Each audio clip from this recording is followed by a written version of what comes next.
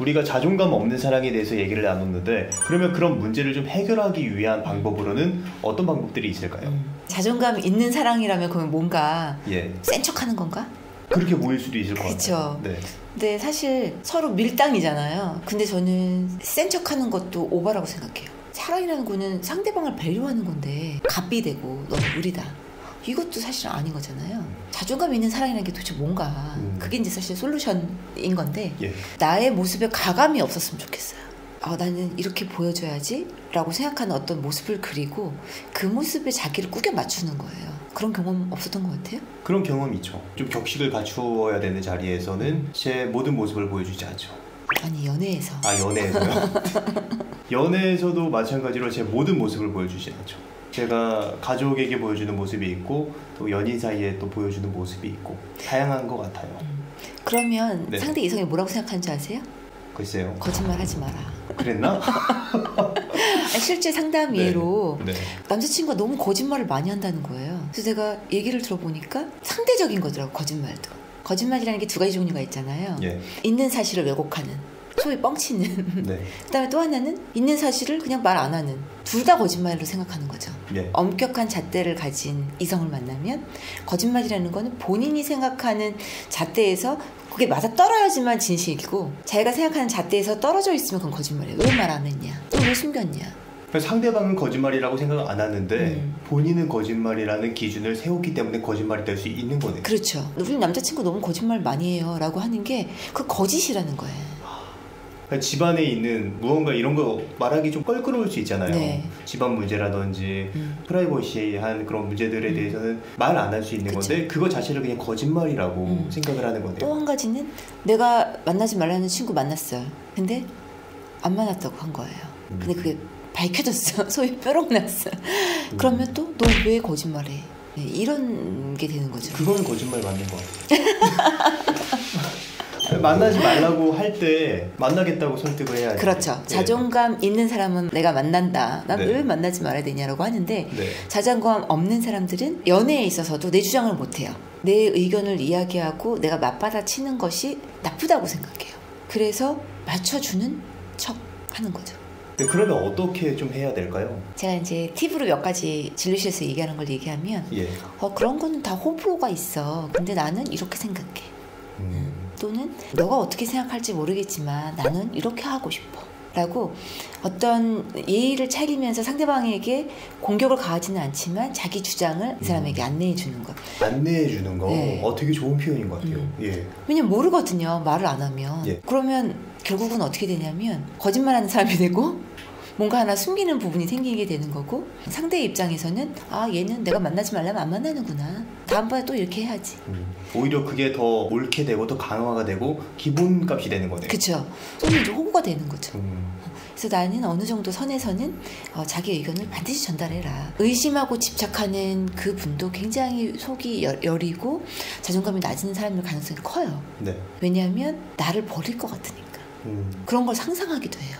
심지어는 집에서 이렇게 상상한대요. 나 직장 잃어버렸어. 근데 상대방은 직장을 다녀요.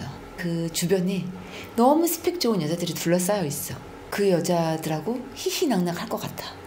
그것만으로도 집에서 너무 괴로운 거예요. 근데 이제 거기는 바탕에는 나는 직장도 잃어버린 한심한 자존감이 낮은 상태야.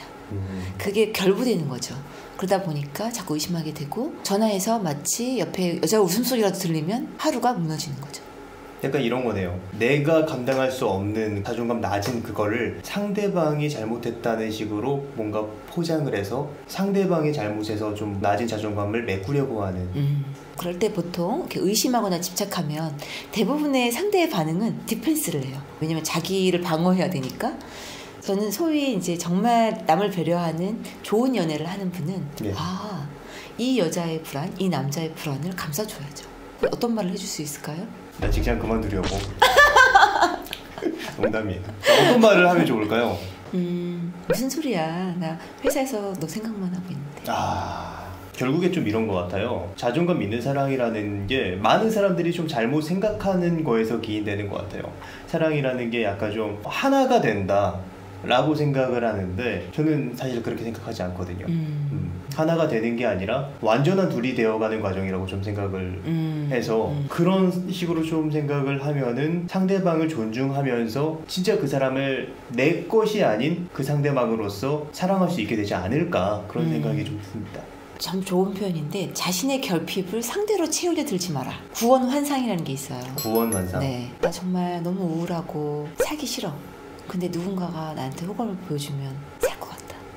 그러면서 이제 연애에 빠지는 형이 있거든요. 사랑받지 못한 애정 결핍 또는 뭔가 자존감의 어떤 흠집 이런 것들을 상대를 통해서 채우려 들지 마라. 그거를 채워줄 사람은 슬프지만 없다. 그거를 인식시키고 받아들이게 하는 게 심리치료예요. 내 영역이 요만큼이면 상대방의 영역에 대해서 내가 같이 공유할 수 있잖아요. 자존감 있는 사랑을 한다면 정말 자아가 확장되고 자존감도 더 높아질 수 있고 사랑받는다는 느낌이 어렸을 때 받지 못한 사랑에 대한 어떤 해소, 해결점도 많이 되는 거죠. 제대로 된 사랑을 하지 못하고 있다면 내가 사라지는 느낌이 든다.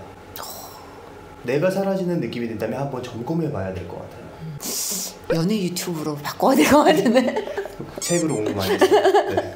네, 그리고 또 자존감 있는 사랑을 하기 위해서 필요한 다른 요소들이 있을까요? 굳이 애써서 너무 희생하려 들지 마라. 희생하지 마라. 상대방이 요구하지 않았는데도 나중에 이런 소리 듣기 쉬워요. 내가 언제 해달랬어? 너 다 해주고 나서 뒤에서 왜 갑자기 그래? 라는. 그리고 또 문제는 그렇게 해주는 사람이 무언가 받고 싶잖아요. 그 앞에서 말도 잘 못해요. 근데 오히려 저는 상대방의 매력 포인트는 내가 내 주장을 하고 그럴 때 더 매력을 느낀다고 생각하거든요. 네, 정말 중요한 포인트. 그런 자기만의 아우라를 가꾸는 것이 네. 상대를 오히려 놓치지 않는 법 아닌가. 상대방을 보면서 내가 저 사람의 이 부분에 대해서 가질 수 없고 동경하고 존중하고 존경할 수 있을 때 그 사람이 더 좋아지는 거지. 내 마음대로 무언가 다 이제 좌지우지할 수 있고 그렇게 되면 사실 그 사람을 좋아할 이유가 있을까 그런 생각도 사실 들어요. 그래서 많은 분들이 좀 그런 착각을 안 하셨으면 좋겠어요. 내가 잘해주는 게 나의 매력이다. 이런 착각을 안 하셨으면 좋겠어요. 내가 잘해주는 건 호구되는 지름길입니다. 또는 이렇게 함부로 대한다고 느껴졌을 때 네. 어느 정도 방어는 했으면 좋겠어요. 저를 찾아오는 분 중에 상대방의 외모 지적 그런 외모 지적 때문에 상처받은 분들도 꽤 많거든요. 그 순간에서 뭐라 그랬어요? 그러면 아무 말도 못했대요. 나중에 싸울 때 다 터트려버리는 거지. 상대가 어떤 선을 넘거나 나를 예민하게 만드는 부분이 있을 때는 반드시 알려줘야 된다. 안내해줘야 된다. 그리고 저도 하나 얘기를 하고 싶은 게 차라리 그냥 헤어질 용기를 마음속에 좀 간직하는 것도 하나의 방법일 것 같아요. 직장인들이 직장 생활을 하면서 사직서를 품 안에 넣고 다닌다고 얘기를 하잖아요. 근데 연애도 마찬가지인 것 같아요. 아, 그럼 연애 사직서를 언제든지 마음에 품고? 네. 그러니까 어쨌든 최악의 상황, 그 사람이 없어도 내가 살 수 있겠다 그런 생각을 마음속에 가지고 있어야지 그 사람이 없으면 나는 사라질 거야 끝을 생각하지 않으면 내가 사라질 것만 같은 생각이 들 수도 있을 것 같아요. 제가 진료실에서 많이 하는 말이에요. 모든 만남은 헤어짐을 전제로 한다. 끝이 있다. 네. 설사 결혼을 했더라도 끝은 있잖아요. 예. 뭐 이혼을 하든 사별을 하든 내가 갖는 모든 인간관계에는 끝이 있다. 사실 연애사직서라는 말을 제가 한 이유가 많은 사람들이 되게 극단적으로 자존감이 낮아진 경우는 이 사람에게서 벗어나는 것조차를 생각하지 못하는 경우가 많더라고요. 그런 사람들은 오히려 그 사람과 계속 만나는 게 더 안 좋은 방향으로 흘러가는 것일 수도 있기 때문에 좀 마음속에 연애사직서를 한 번쯤은 품어서 헤어짐을 검토해보는 것도 좋은 방법일 것 같아요.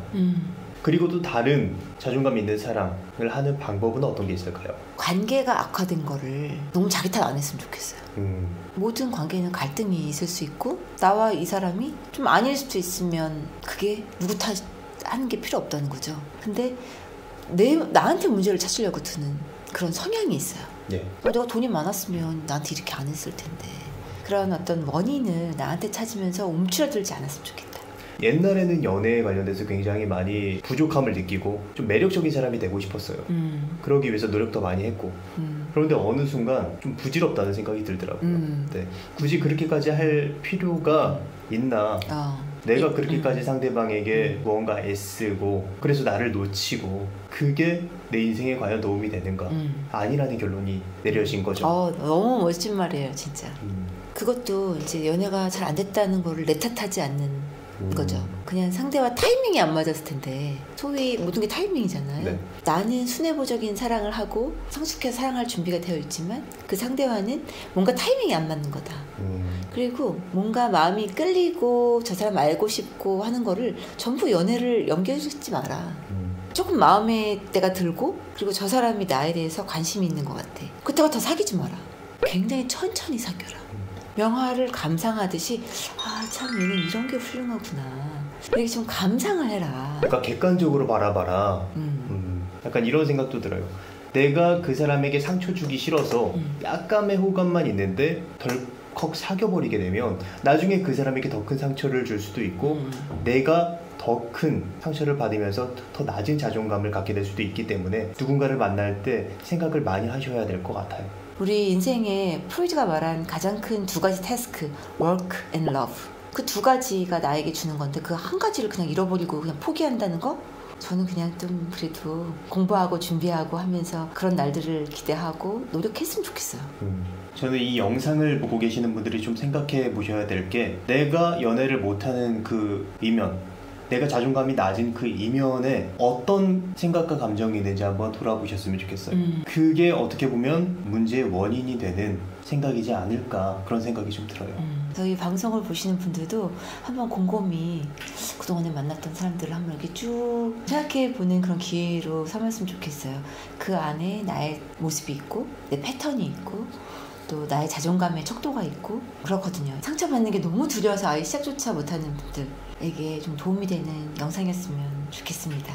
네, 그럼 오늘은 여기까지 하도록 하겠습니다. 감사합니다.